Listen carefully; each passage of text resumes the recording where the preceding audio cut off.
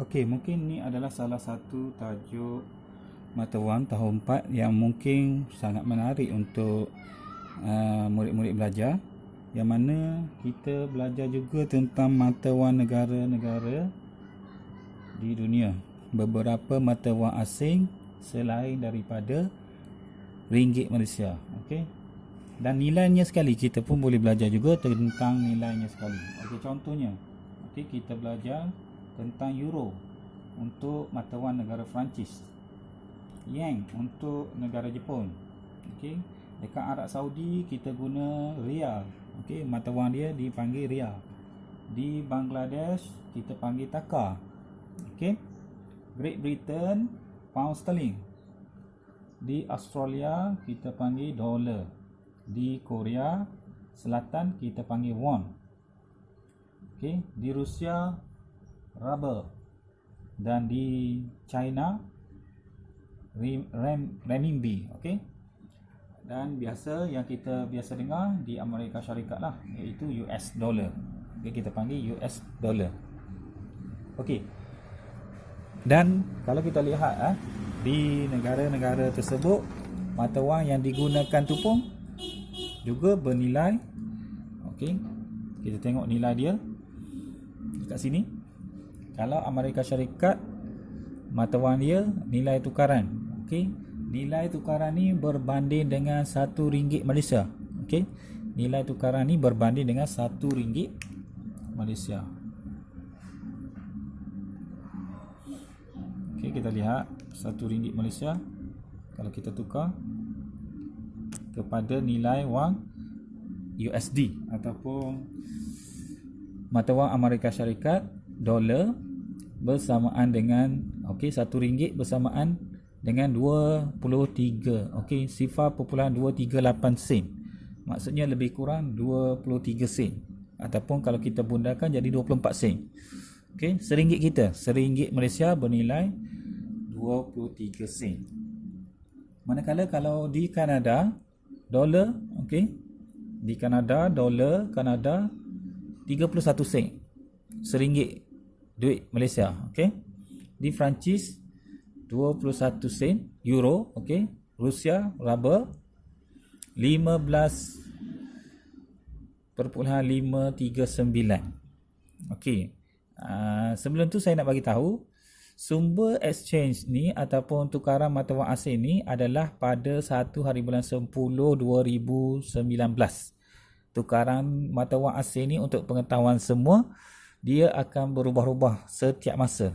Okey, setiap saat, okey, setiap minit, setiap saat dia akan berubah. Okey, setiap hari dia akan berubah. Jadi ini yang diambil, data ni yang diambil pada 1 hari bulan 10 2019. Okey, kita boleh tengok sendiri. Korea Selatan, RM1 duit Malaysia berharga 286.51 won.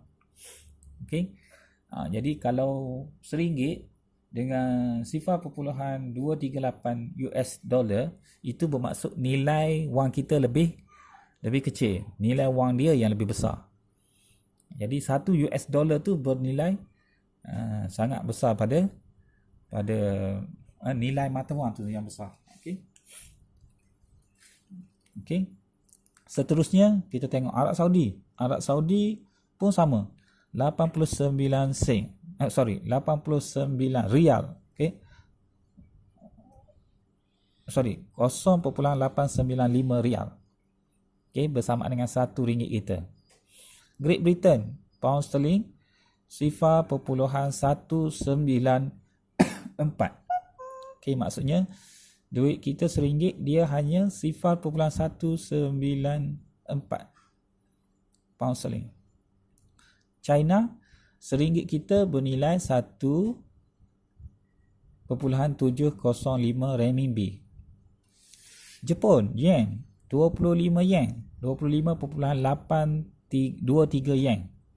RM1 kita, RM1 Malaysia. Bangladesh, 1 taka bersamaan dengan 20.148. Okey, 20.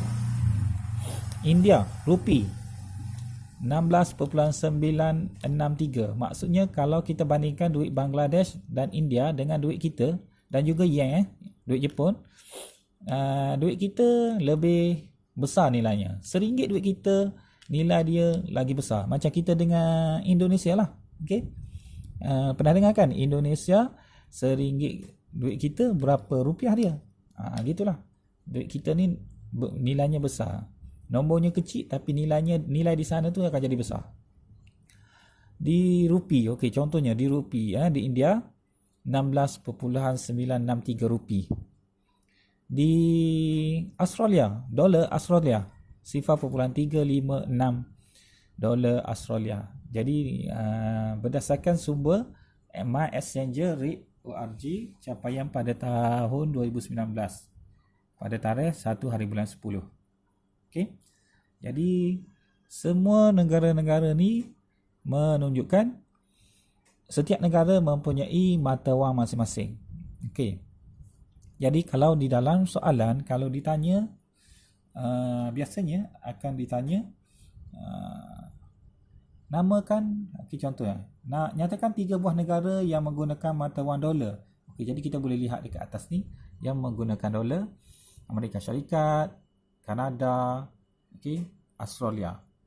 Okey, itu contoh. Kita boleh juga lihat dolar Singapura. Okey. Jadi setiap negara walaupun menggunakan mata wang dolar tapi nilai dia berbanding dengan negara kita tak sama. Okey. Berbanding dengan negara kita tak sama. Dolar US lain nilai dia. Dolar Kanada lain nilai dia. Dolar untuk Australia pun tak sama. Beza nilai dia dengan setiap negara walaupun dia menggunakan mata wang tu dalam bentuk dolar. Okey. Contoh uji diri. Apakah mata wang negara di bawah Amerika Syarikat? Okey.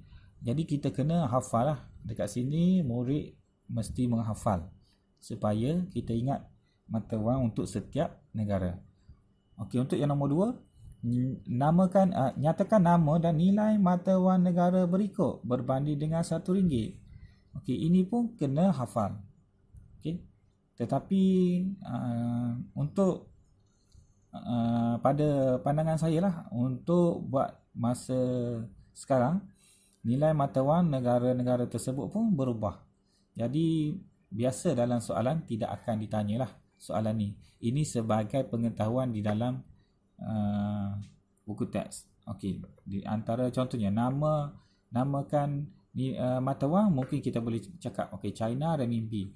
Tapi nilai mata wang negara tersebut berbanding RM1 Malaysia mungkin sudah berubah.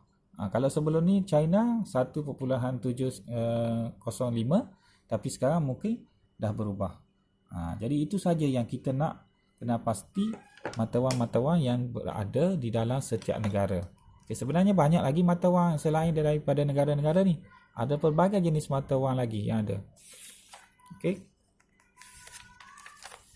Okey, kemudian kita juga mungkin akan belajar, okey. Seronok belajar dekat sini tentang instrumen pembayaran.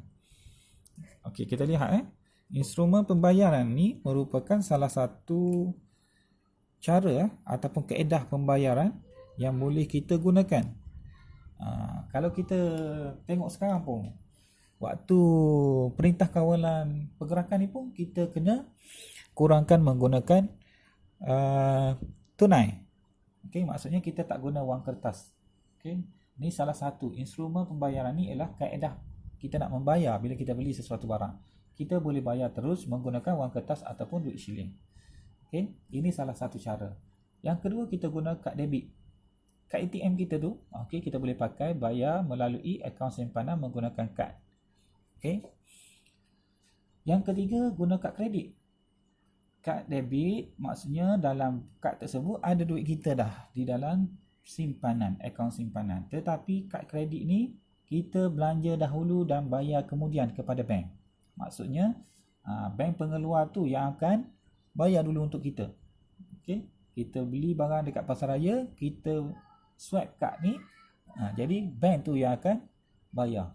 Okey, dia akan terus direct dengan bank. Jadi apa yang kita kena buat, kita bayar kemudian. Jadi kita hanya masukkan nombor PIN dan kita boleh terus beli barang tersebut. Yang ketiga, perbankan internet ataupun online banking. Transaksi pembayaran dan perkhidmatan melalui akaun dalam talian menggunakan internet. Ini pun salah satu kaedah ataupun salah satu instrumen pembayaran yang boleh kita gunakan. Okey. Seterusnya, kita juga boleh guna kad prabayar. Okey, kad prabayar. Contohnya kita ada Touch 'n Go kan. Jadi Touch 'n Go tu kita dah isi siap-siap duit di dalam kad ni. Jadi itu maksud kad prabayar. Kita swipe kad tu, bayaran akan dibuat menggunakan wang sedia ada secara isian semula.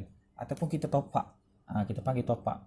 Kita pergi dekat contohnya 7-Eleven, kita top up kad Touch 'n Go. Okey. Ataupun kita nak naik LRT, kita ada kad dia. Okay, kita nak naik bas rapid, kita ada kad dia kan. Jadi itu top up. Jadi kita bayar guna kad prabayar. Yang seterusnya kita guna e-dompet ataupun e-wallet. Okay, dalam bahasa Melayu kita panggil e-dompet, dalam bahasa Inggeris kita panggil e-wallet. Okay, pembayaran tanpa tunai menggunakan aplikasi di dalam peranti elektronik. Kita hanya guna QR code. Kita scan QR code, kita beli barang. Okay, dan e-dompet ni maksudnya duit kita pun dah ada dalam tu, cuma kita tak guna tunai. Kita tak guna duit tu secara tunai, tapi kita guna melalui e-wallet. Okey. Seterusnya kita guna cek. Okey, cek ialah perintah bertulis kepada bank supaya membayar jumlah khusus yang dinyatakan. Kita tak nak guna tunai, kita perintahkan bank tu supaya bayar kepada kedai, bayar kepada penerima sejumlah wang yang kita tulis dalam cek tersebut. Contohnya kita beli komputer. Jadi kita tak nak guna tunai, kita tak nak diganggu, dirompak dalam perjalanan dan sebagainya. Jadi dengan selamat kita guna jalan yang selamat, kita guna cek. Kita bawa buku cek saja pergi kedai. Kita beli komputer, contohnya harga dia RM5,000. Jadi kita tulis dekat atas cek tu RM5,000 sahaja. Jadi tulis juga nama penerima. Bila penerima dah dapat, kedai tersebutlah nama penerima. Dia akan pergi ke bank, dia akan masukkan ke dalam akaun simpanan dia.